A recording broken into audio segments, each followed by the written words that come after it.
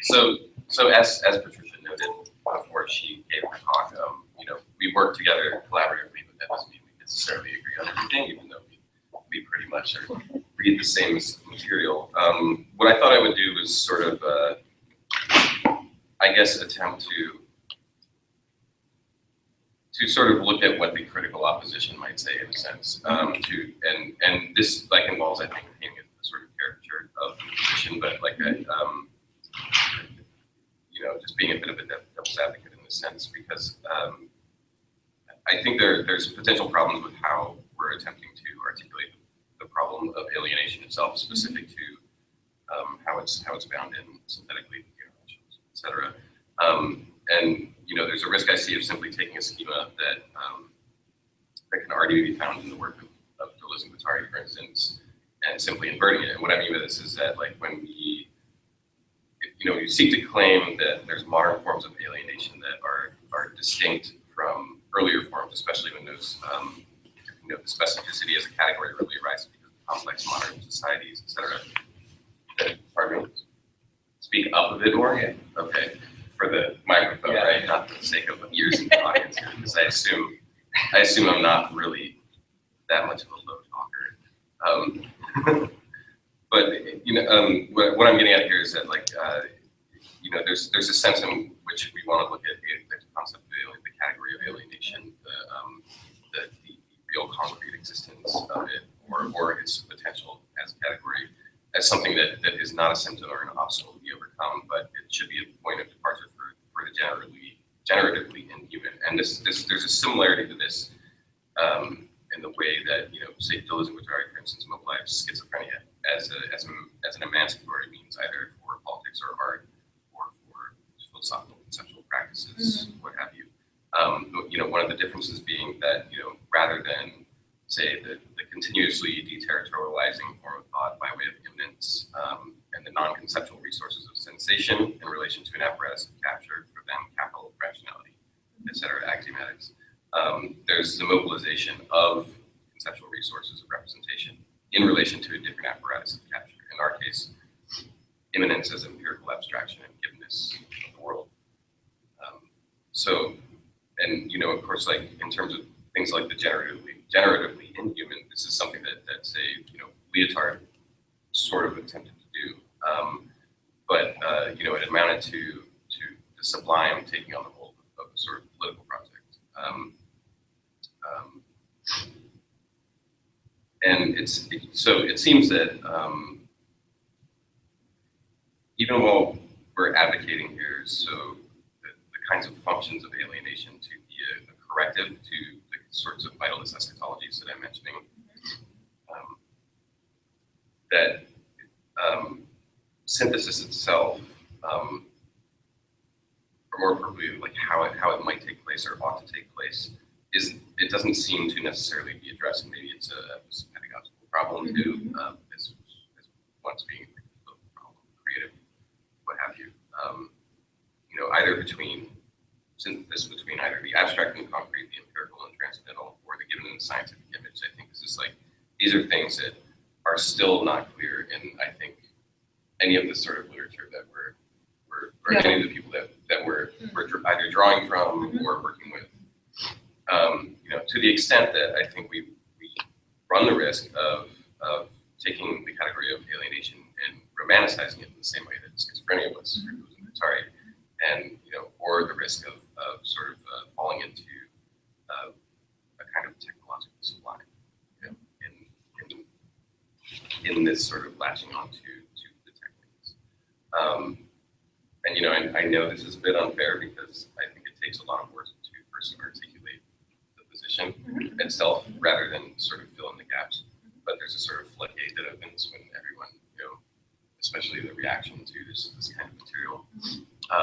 So figuring out where all the blind spots are, I think, in contemporary discourse is already a difficult enough problem without trying to actually perform the operations.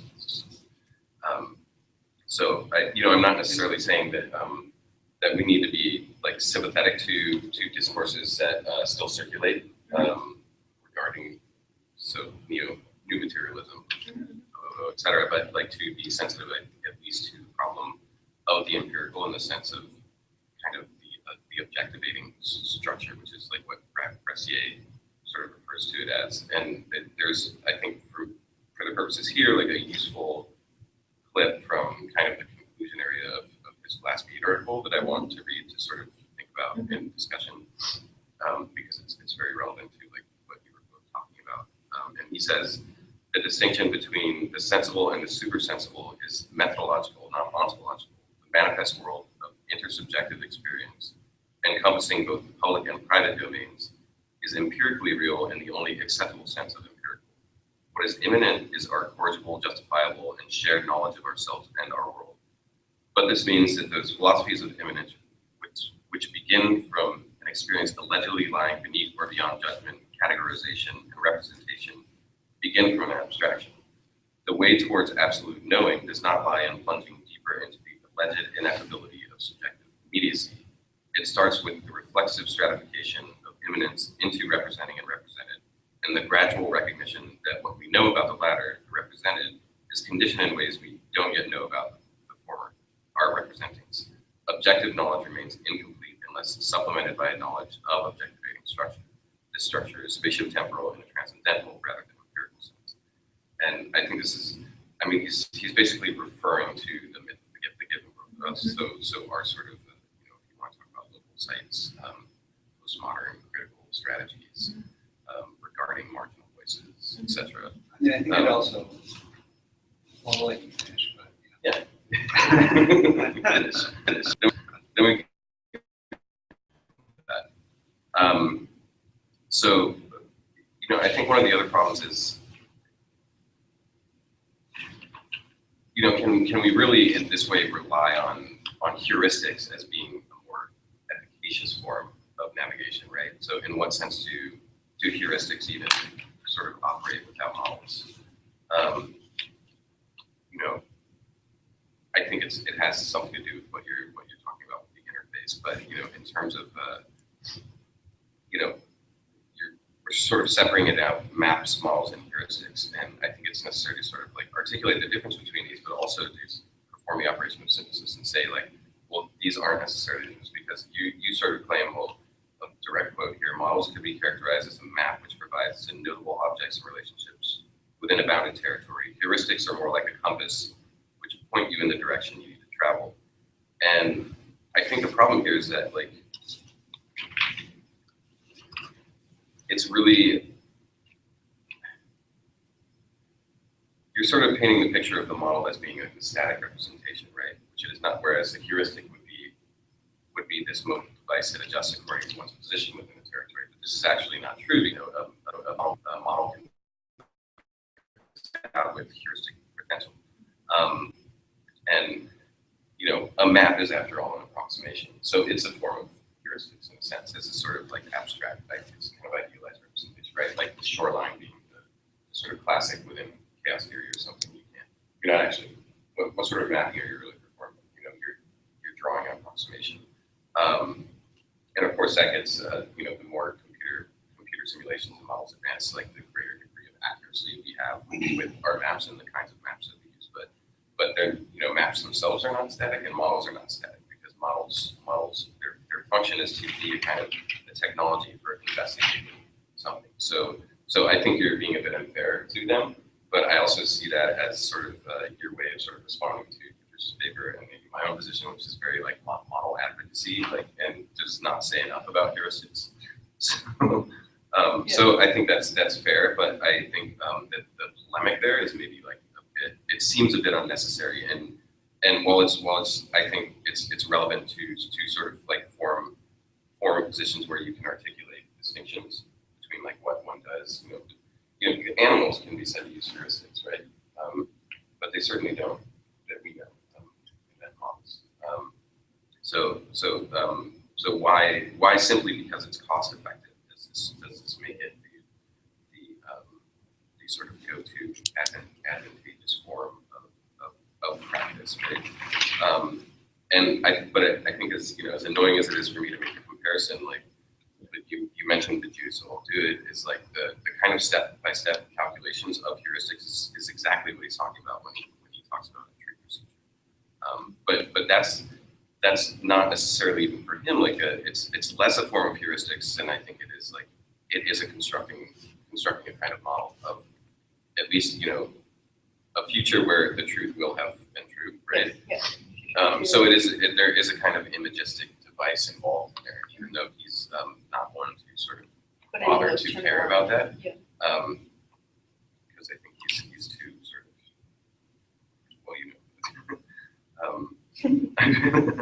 but I think like the it's better probably to say ignorance mitigation than truth procedure, because I think that's the more accurate, like at least in the analytic things, right?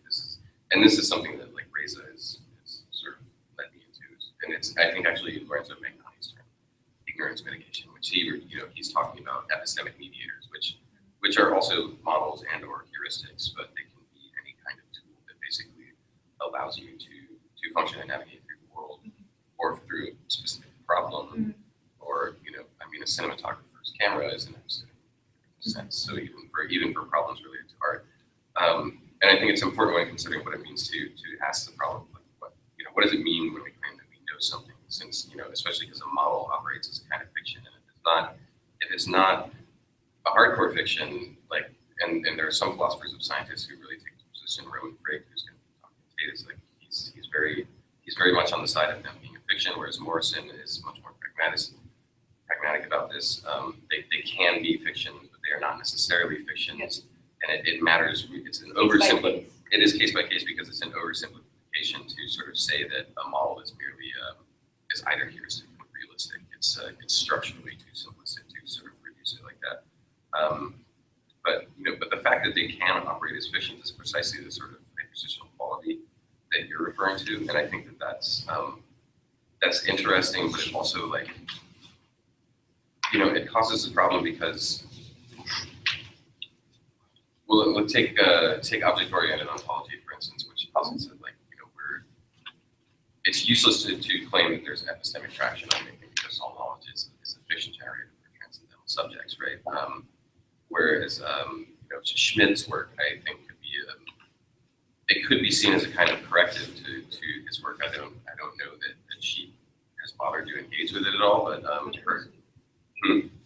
that A.F. Schmidt has as a corrective to object-oriented ontology, because her idea of the integrative object, which basically is mobilizing Laurel's notion of non-philosophy within the domain of epistemology, is a way to say that yes, we can actually have access to objects, but the problem is we need to do it pragmatically from a sort of pluralistic perspective. A non-trivial one. Yes. That's the important point, because I think the tendency of the warning of Althusser's interdisciplinary, the interdisciplinary warning that you're going to just champion this as a kind of liberalist. There's a kind of liberalist risk in just championing interdisciplinarity.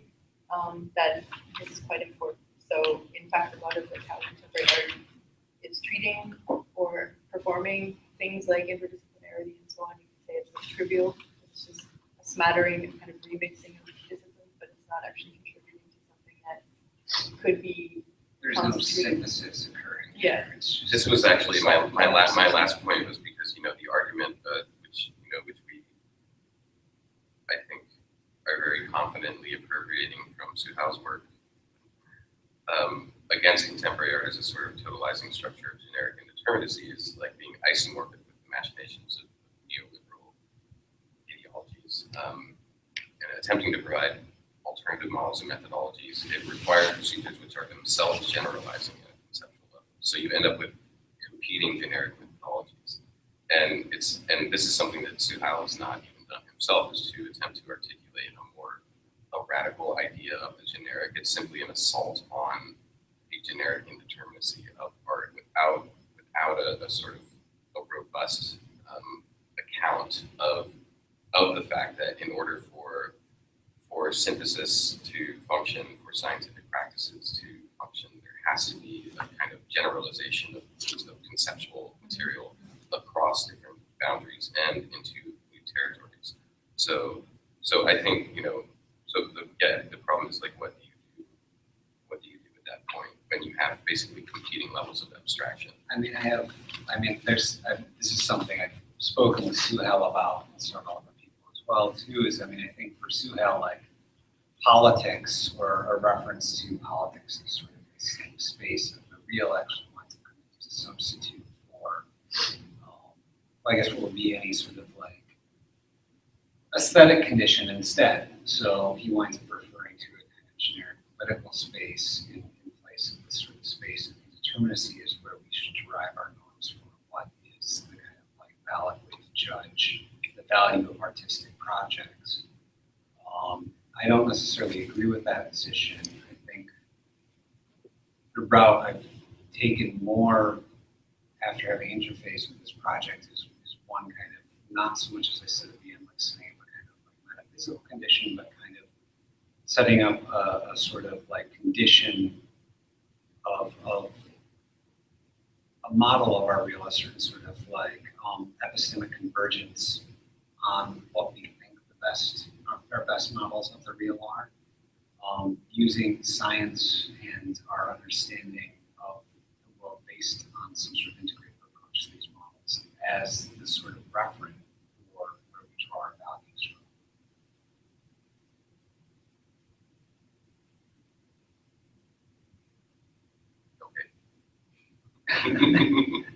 I mean, I hope that makes sense. I mean, there was a lot of stuff you brought up throughout the response. I mean, I think one of the things that was really interesting is how you pulled it at first, like the alienation thing. I think the kind of conception of nutrition that you're using is very distinct. I mean, the kind of conception I used throughout the paper was much more in line, perhaps, with what you call complexity fatigue, because it's very much more about a relation between the individual and these sort of like this sort of build up of external complexity,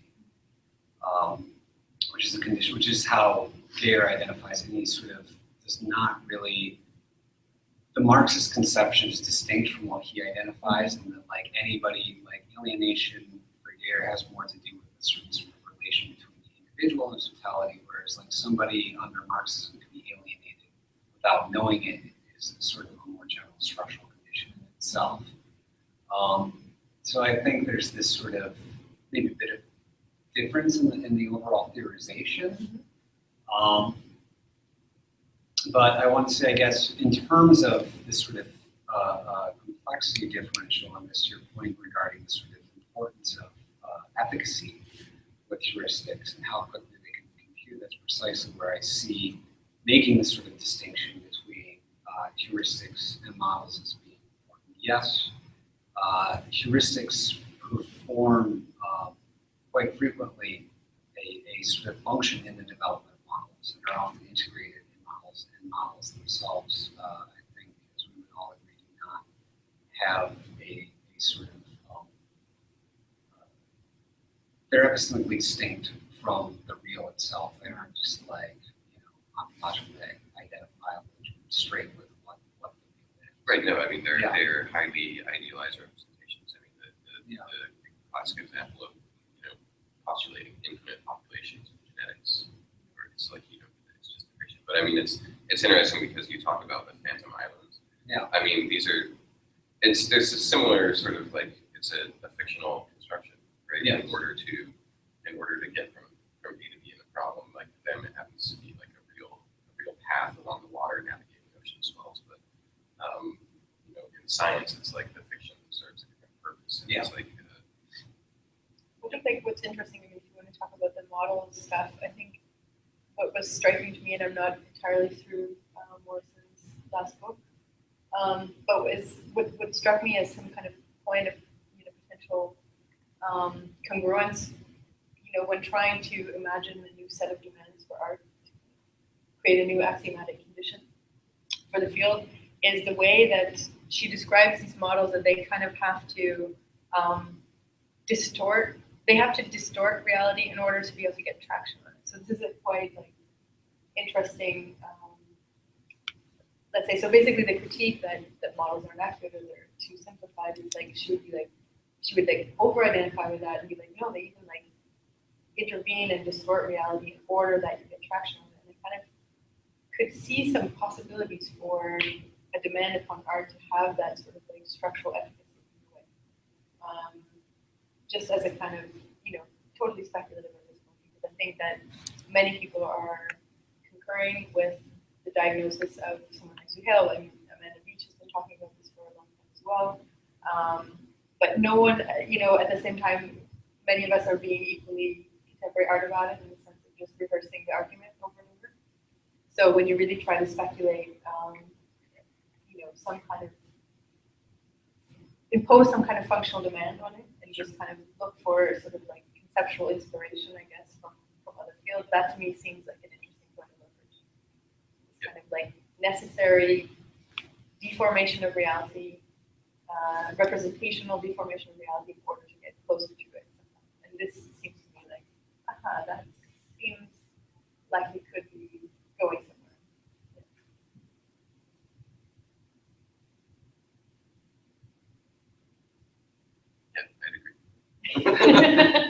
That's still a huge problem of how to actually, I'm sort of Althusarian in the sense where it's like this sort of conceptual labor is a form of practice already, but it's certainly not artistic practice. And then how do you sort of enact that and have it count as intelligibly?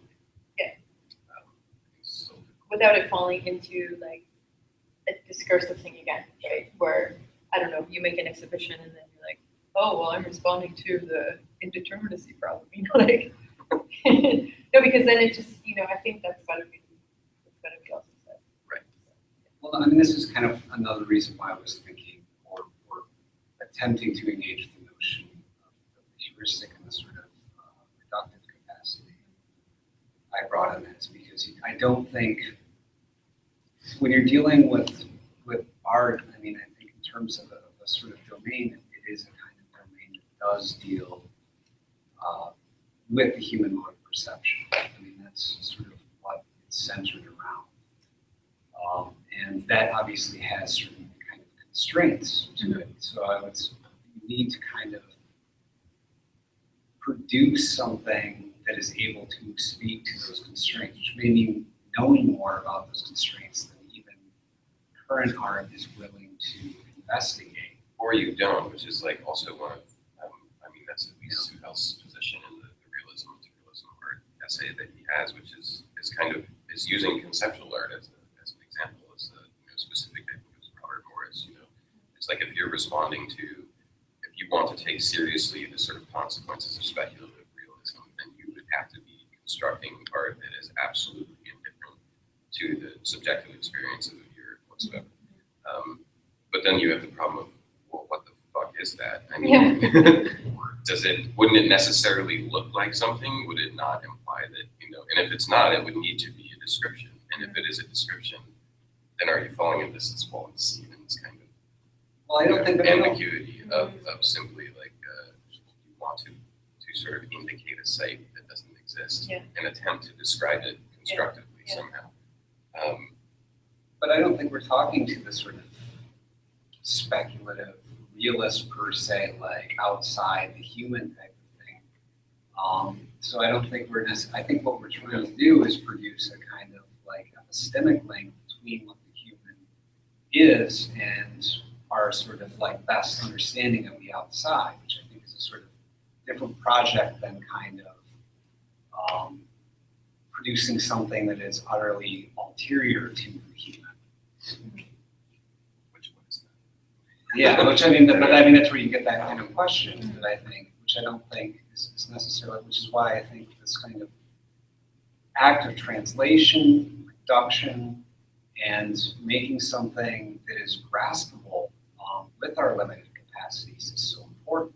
In science fiction literature, there's this thing like this, the unknowability thesis, right? The problem of attempting to picture an alien intelligence or an alien physiology, where you wind up with all the idiotic ideas of like four-legged green guys, whatever. I mean, I brought this up when we were on Google Hangout. But it was like 3 in the morning. It was really late, yeah. But yeah, it's a weird. And then how do you do that? I mean, how do you deal with the problem? The problem of the inability to both articulate and picture that which is outside of the scope of our basically, our heuristic capacities, our capacity to efficiently compress and represent Well, something. I think for one thing, I think there may be some things that especially fall under these complex models that may not be compressible to the necessary degree of compression. Sorry, I'm just going to be repeating. But for our understanding, but I think that the kind of attempt to make the vast majority of it, or to connect like some of these sort of spaces to a more sort of casual understanding has not really been made. I don't think that has really been an area that art has adequately investigated, as it's been trapped in this other project of just showing where knowledge fails over and over again, rather than attempting to deal with the much more interesting problem of why knowledge is capable of succeeding sometimes. Well, So yeah, the random critical paradigm. Well, I think the thing. I mean, I was just writing a paper on this, kind of elaborating it, and it's basically called for a non-trivial art. So basically, when you do defend these sets of functions, and you can start applying words like trivial and non-trivial to it. So, but the point being is that, I think also within, at least it's more, maybe it's perhaps more present in Germany, where there's very, let's say, the arts are more part of the mainstream culture rather than it being exclusively a elitist kind of scenario. But the thing that is just deeply troubling to me is that, in a sense, you have a kind of romantic paradigm that is still at work. In this weird way that, why, what is the legitimization of contemporary art? Well, because it's it betters the individual. You can go there, you have this kind of Schiller-esque free play of the senses in front of an object. And through that encounter, you have the aesthetic education of men, etc. Although maybe put a little pin on that, or fully appropriates this sort of liberates that function of art as an emancipatory thing. I think, to be honest, most cultural institutions, like governmental institutions, legitimize, taxpayer dollars going into this because precisely of this function, right? So to me, it's deeply problematic that, if you look at the historical context of this, is an extremely top-down autocratic thing before liberalism. So you have when you can imagine that emancipating a single, or giving an individual the possibility to have this kind of thing, whether a peasant or an aristocrat or whatever, is an emancipatory thing, that you allow them to be individuals.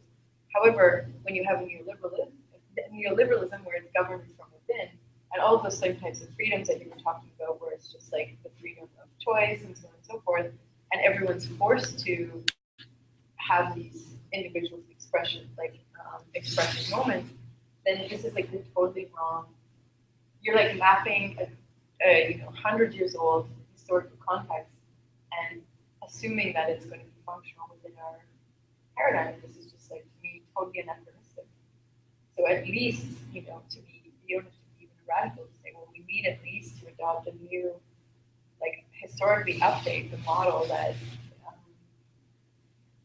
that we're currently basing the legitimization of our field on.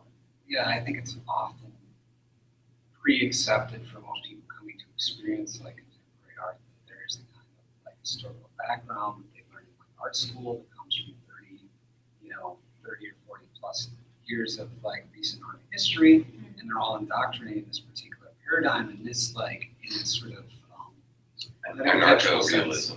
Yeah, it justifies the kind of moves that are made within art, because you see some blank canvas and then you be oh well, that refers to Rauschenberg or something like that, and it's probably a terrible example to link in there, but I mean, there's different ways that you can sort of justify sort of this formal sedimentation according to this sort of historical stuff that acts as background knowledge, but unless you've been brought up within this very sort of specialized education, you're just looking at a pile of stuff.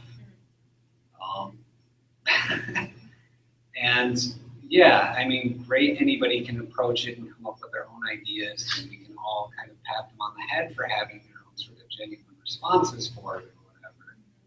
But what does it do? What does the accumulation of these sort of things do in the end? How does it then lead anywhere else?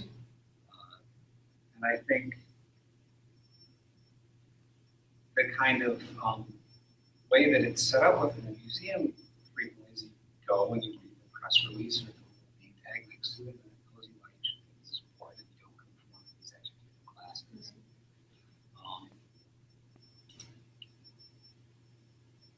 I think that sort of like institutional connection perhaps needs to be made a different way by relating the sort of surface effects of these things, the way that like you kind of have an immediate experience with them, to an alternative sort of like understanding of the way the contemporary world is actually structured.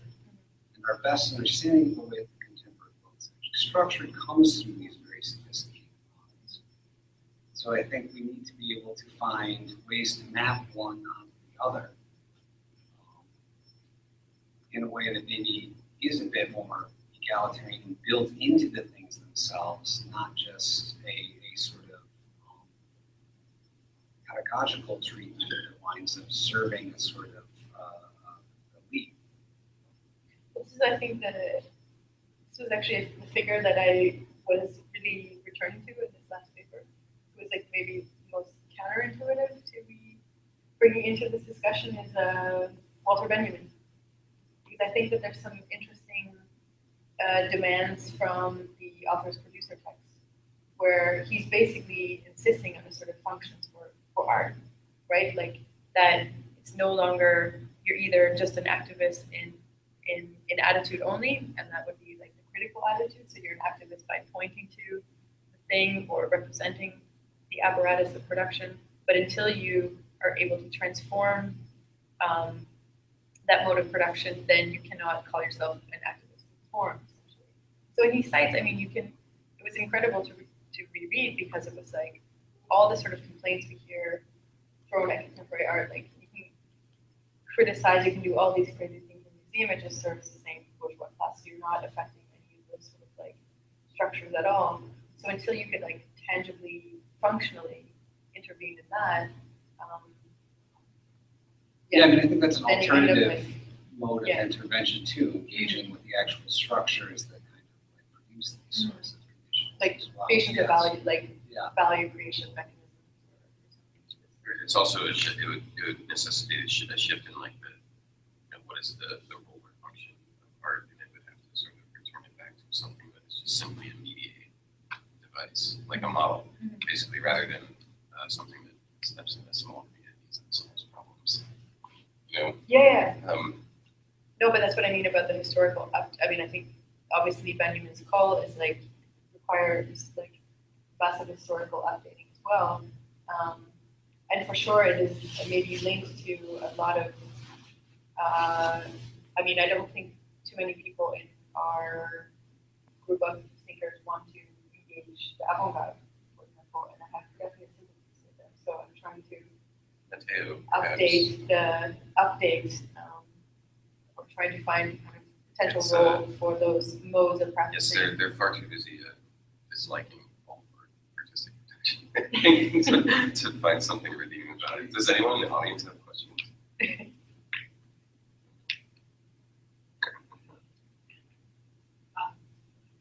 Yeah, I have some others. I want to try to like keep the Yeah. conversation going.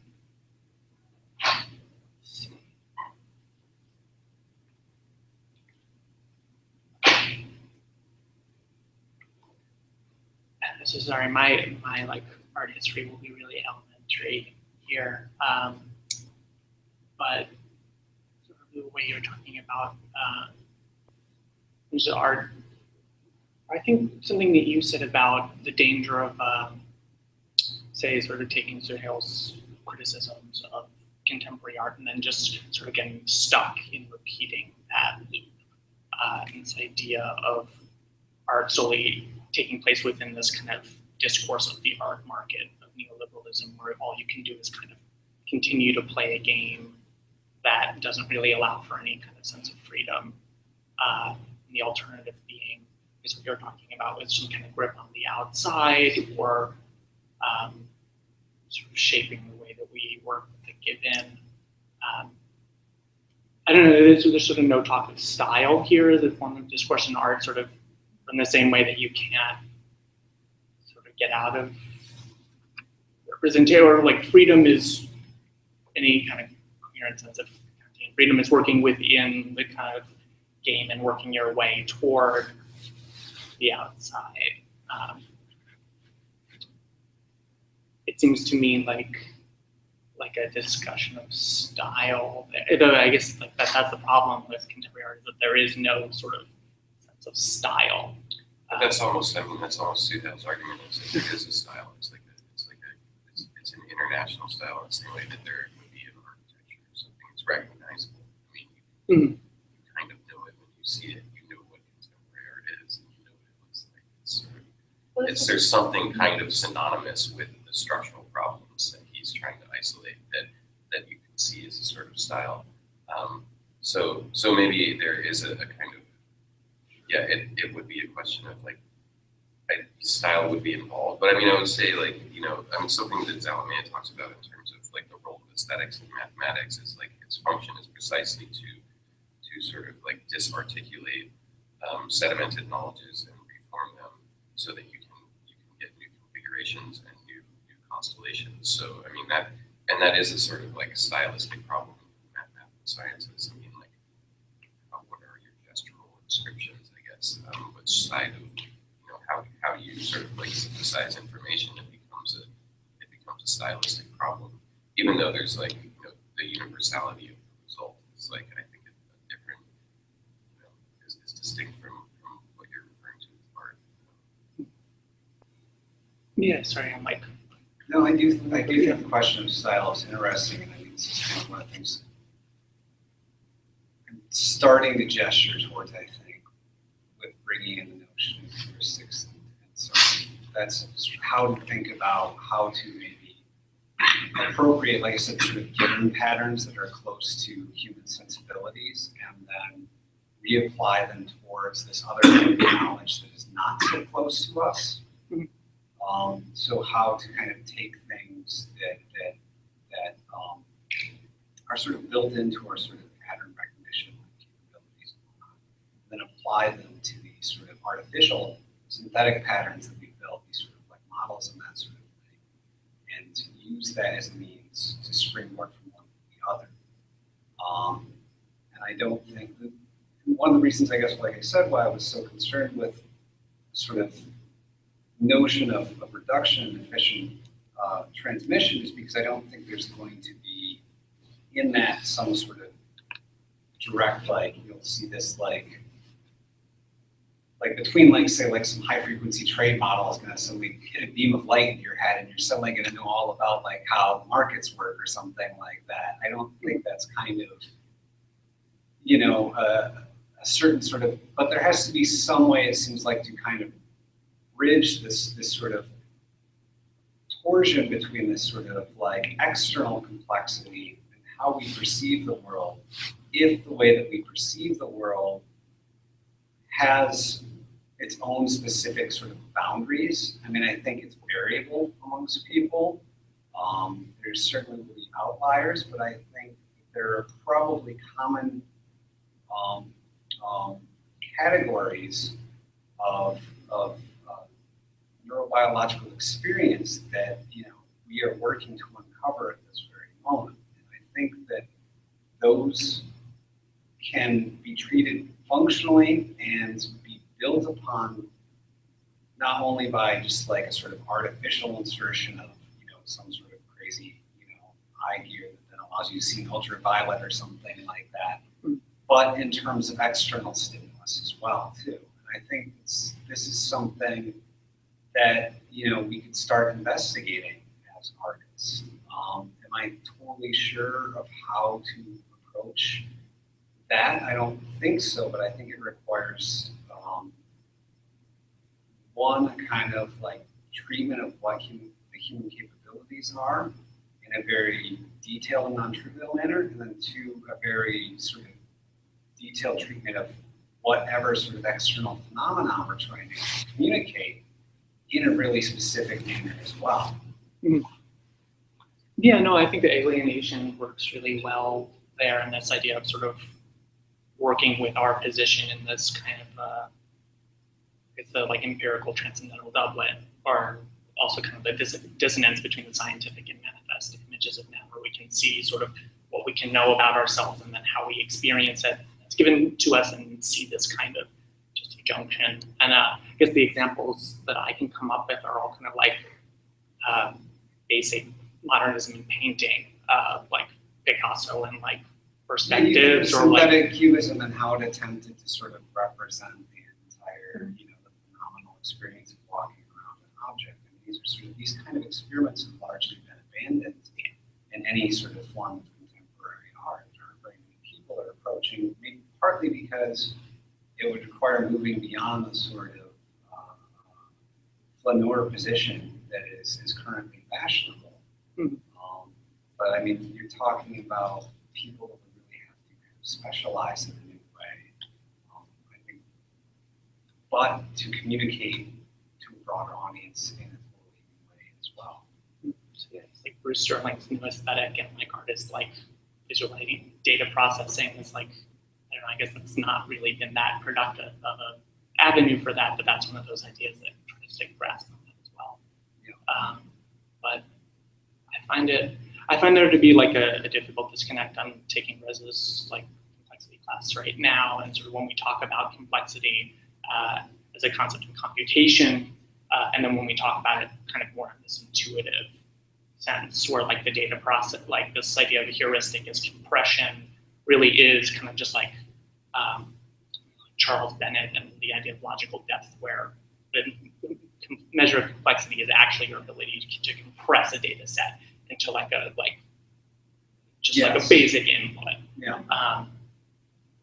And what kind of information that gives you, as opposed to thinking it from sort of the manifest perspective, where complexity is about a history in some ways, that like being able to see a piece of art and get kind of a complex related to some degree. Like, I mean, if you read like Lady Lambert, they talk about, I mean, there's this sort of famous example of like, the finding a watch on a beach, and like how do you come up with like, an explanation for how that came about? Well, I mean, you can say, well, maybe it just arrived, all the particles assembled themselves into a watch. When I stepped in the sand there, like, that caused it to, it's an ad hoc expression, like explanation for how a watch comes out, but you can actually get into these sort of like depth measures that are actually much more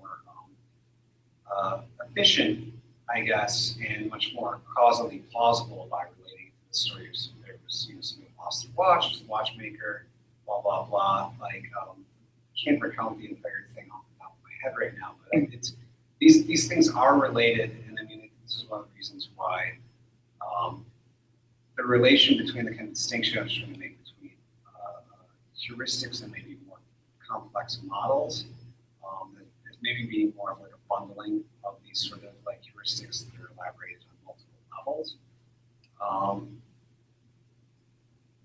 I think there is a sort of like non-trivial problem of how to turn one sort of reduction into another in the most optimal way, and it's one that is not really solvable by our current sort of like computational stages, just where, again, like I said, I think art kind of comes into play because we do have, for want of a better word, I'll throw back to the old Kantian intuition, we do have a sort of like given pattern recognition system that works really well for our own sort of like way of visualizing the world. So I think kind of we get people that can specialize between understanding these very sort of complex models and then attempt to like get into this business of translating them back for us. I think that could be very important. Yeah, I think I see like that is really productive if we treat it like style or like artistic discourse. In some ways, treating it as if it were transcendental when it's given, right, and then playing with it. Yeah. To like kind of throw back to your terminology. So, Sorry. no, I mean, yeah, I'm more like maybe a little bit more technical note. The only thing that I was concerned about do you mean like this kind of endless repetition of these? I think Is that what you where meant? I have trouble, where you were talking about that, is when you get into an existence and but you and Mhm. freedom more as this being able to come up with new worlds or construction. Mhm. I guess some of those concepts are a little vague to me. I'm less familiar with Badiou, Mhm. but that seems to be very this idea of art as being sort of generative, and novelty is very different than a sense of having like an imminent set of rules that you play with and then kind of get to an existence. And I guess that's a lot of this back and forth. But I'm still sort of perplexed about sort of where, I don't know, where you're kind of pulling things out of with Right. an existence there. Sure. I mean, I think the thing that I appreciate about this term in existence is it just seems to me like that, if I'm not very articulate, I'm very tired. But the thing that I appreciate about it is that it's like not a degree zero novelty. So in fact, like when we're like, years ago having, I think this kind of, let's say cliched idea of the event, right? It's almost this like total puncture of reality and so on. And then when Logics of Worlds comes into being, and this kind of emphasis on the existence, in existence is more kind of highlighted, you realize that it's like a little bit more nuanced than this kind of like bang, there's the event sort of thing. And this seemed to me more plausible, let's say, and less like 19th century French revolution sort of idea. And what I did like about it was and again, I think like the example that I had about the things are ontologically there. It's about setting them in relation to a nomos or a logical order.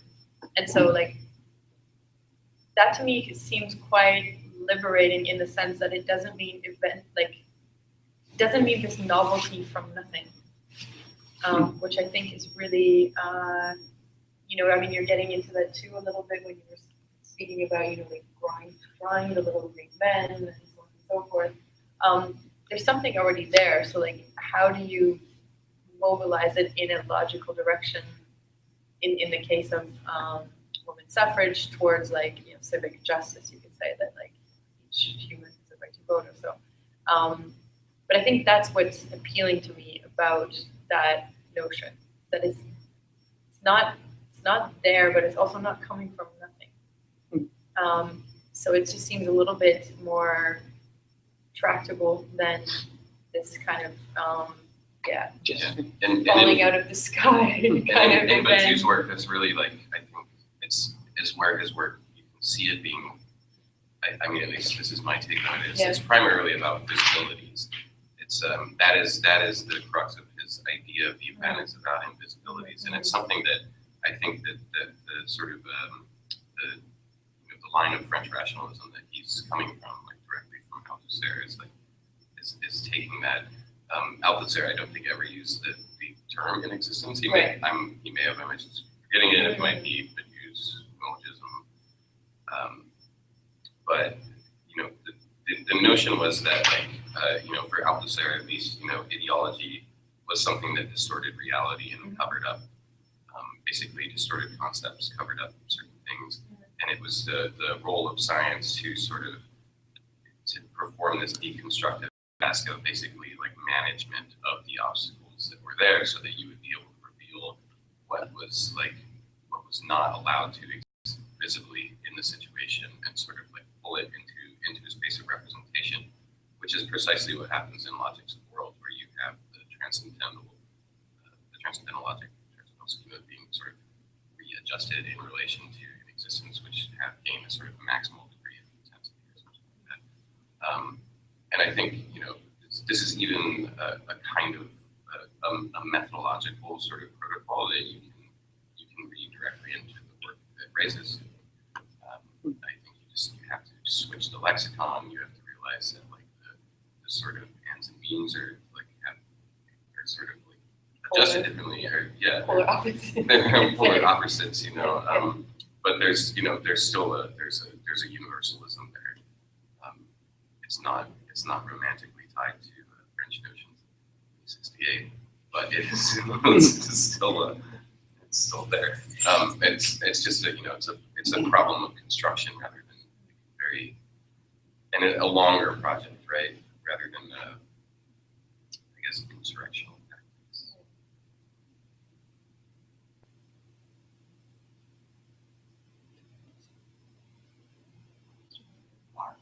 Yeah, should we wrap up? Just go to the bar.